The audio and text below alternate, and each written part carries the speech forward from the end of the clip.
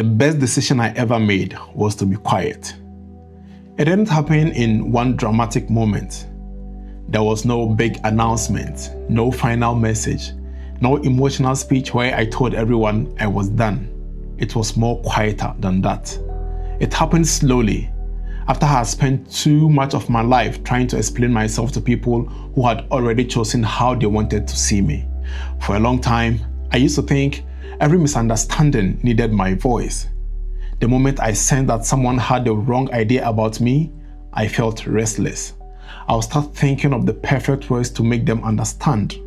I would go back in my mind, collect every detail, arrange the story properly, and prepare myself as if I was about to stand before a judge. That is a strange way to live, but many people live like that without even realizing it. You are simply not living anymore. You are always preparing a defense. You are careful with every word because someone may twist it. You are careful with every silence because someone may call it pride. You are careful with every reaction because someone may use it as proof that they were right about you all along. At some point, it becomes exhausting. And I remember how deeply it used to bother me when people misread my intentions. It was not even always about the situation itself. Sometimes the painful part was knowing that I had carried things quietly, forgiven things quietly, overlooked things quietly, and still, when everything fell apart, I was reduced to the worst version of a single moment. People can forget the years you were patient and remember the day you became tired. They can forget how many times you tried to keep peace and remember the one moment you stopped trying. They can forget what they did to you, but hold on tightly to how you reacted after you have had enough. And that used to make me want to speak, not because I wanted to win every argument, but because I wanted the story to be fair. I wanted the truth to have a chance, and I wanted people to know that I was not heartless, I wasn't careless, not wicked, and not the person they had decided I was. But one of the hardest things I had to accept is that fairness is not always what people are looking for.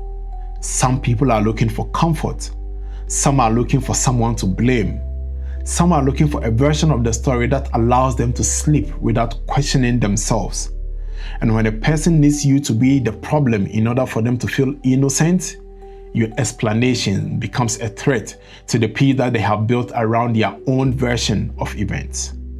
And that is where silence begins to make sense. Not immediately. At first, silence feels unfair. It feels like you are allowing the lie to stand. It feels like you are giving people the permission to believe whatever they want. There is something inside you that says, say something, clear your name.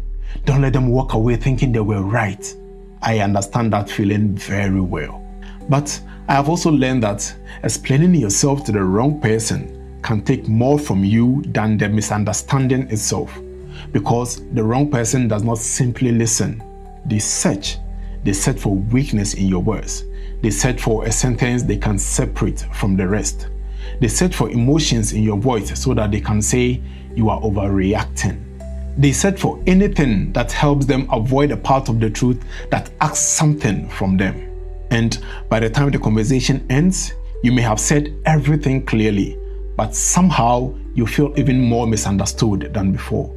That is when I began to realize that my peace was being spent in places where it had no value. I was giving explanations to people who only wanted ammunition. I was offering my heart to people who were not handling it with care. I was stepping into conversations that were already designed to leave me feeling guilty, even when I knew I was hurt too. And that is a painful thing to admit, especially when you are used to being the person who tries, the person who sends the message, the person who softens tension, the person who apologizes just to make things calm again, the person who carries more than their share because they do not want everything to break. For years, I thought that made me mature, but now I see that sometimes it made me unfair to myself. You see, there is a difference between keeping peace and abandoning yourself, but I did not understand that before. I thought peace meant making sure everyone was okay, even if I was not. I thought being understanding meant finding excuses for behaviors that kept hurting me. I thought being strong meant staying calm while people placed things on my shoulders that did not belong there. Then one day, I looked at myself and I realized I was tired in a way sleep could not fix. Not angry or bitter, just tired. Tired of explaining, tired of repairing, tired of proving, tired of being expected to understand everyone while very few people stopped to understand me. That kind of tiredness changes you. It does not always make you loud. Sometimes it makes you quiet. And in that quietness, I started seeing things more clearly. I saw how often I had tried to fix things I did not break. I saw how often I had accepted blame just to shorten an argument. I saw how many times I had walked away from a conversation feeling responsible for someone else's behavior. And above all, I saw how easily a good heart can become a place where people just dump their guilt. And that was where something in me began to step back. I stopped chasing people with explanation. I stopped trying to convince anyone that I was a good person. I stopped begging to be seen clearly.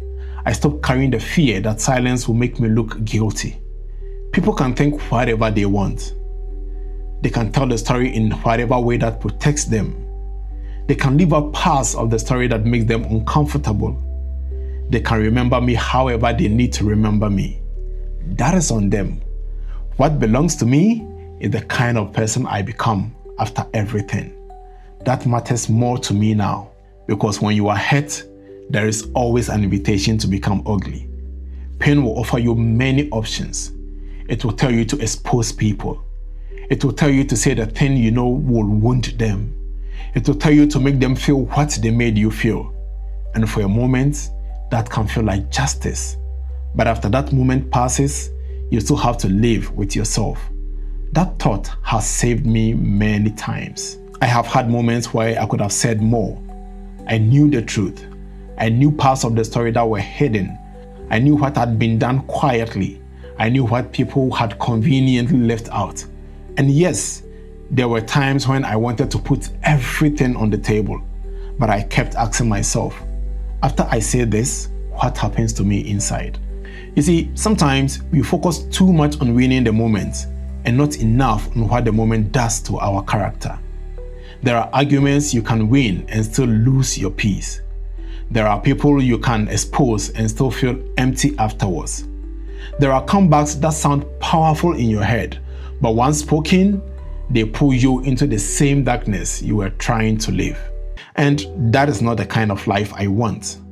I want to be able to look back and know I did not let someone else's behavior decide my character. I want to know that even when I had a reason to be cruel, I chose not to be cruel. I want to know that I protected my peace without poisoning my heart. And that is why quietness became important to me, because it gave me space. It gave me control over myself. It taught me that every feeling does not need immediate expression. It taught me that truth does not become false just because I refuse to argue about it. It taught me that the right people will not require me to bleed before they believe I am wounded. And maybe most importantly, it taught me that I have nothing to prove. That doesn't mean I think highly of myself in some arrogant way. Not at all. It does not mean I am above mistakes. I know there are things in my life I could have handled better. I know there are moments where my emotions got the best part of me. I know I am still learning, still growing, and still becoming. But I refuse to spend the rest of my life standing before people who have already sentenced me, hoping they will be kind enough to reconsider. The truth is, I am not doing that anymore. The thing is, the people who love you honestly may still misunderstand you sometimes, but they will not enjoy misunderstanding you. They will ask, they will listen, they will leave room for your humanity, and they will not use one moment to erase everything they know about you. That kind of love deserves explanation, but not every person deserves access to the deepest parts of your heart. Some people only want access so that they can mishandle it again. So I am learning to choose where my words go. There are conversations I no longer enter. There are accusations I no longer answer. There are versions of me that I allow people to keep because correcting them will cost me more than their opinion is worth. And it is not easy every day. Sometimes something still rises in me when I hear that my name has been placed inside a story that I do not recognize.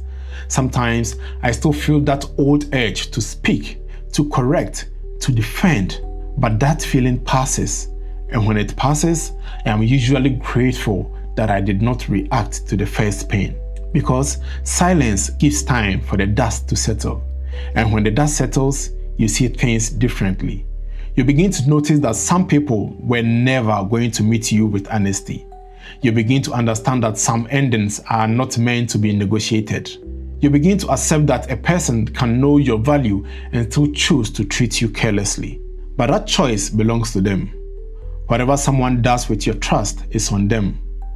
Whatever they do with your kindness is on them.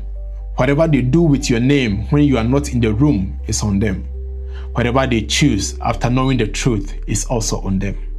The only thing you control is whether you will be able to live with your own choices tomorrow. That is the part I hold on to now. Because tomorrow always comes. It comes after the anger. It comes after the pride. It comes after the audience disappears. It comes after the people who encourage the wrong decision have gone back to their own lives. Then a person is left with themselves. And I think about that more than I used to. I think about what it means to sit alone with your decisions, to remember the words you said when you were angry, to remember the person who genuinely cared but got tired of being mishandled, to remember the chance you had to be honest but chose pride instead. Life has a way of bringing those moments back, not always loudly. Sometimes the real consequence is just memory. The quiet memory of knowing you could have done better. The quiet weight of knowing someone stopped explaining because they finally accepted that you did not want to understand. I do not want that kind of regret, so I try to choose carefully. I choose quiet when speaking would only feed confusion. I choose distance when closeness keeps costing me myself. I choose peace when the argument is asking for a version of me I have worked so hard to leave behind. And I choose to let people live with what they choose. That is not revenge. That is release. The best decision I ever made was to be quiet, because quietness gave me back myself. It took me out of the courtroom of other people's opinions. It reminded me that my worth is not something I have to keep proving to those who are committed to doubting it. I am not convincing anyone that I am a great person. I am not fighting for anyone to see my worth. I am not fixing what I did not break. Whatever you do is on you. Just make sure the choices you make today are choices you can live with tomorrow. Because in the end, after every story has been told and every emotion has settled, we all have to face the person we choose to become. And I want to face myself in peace.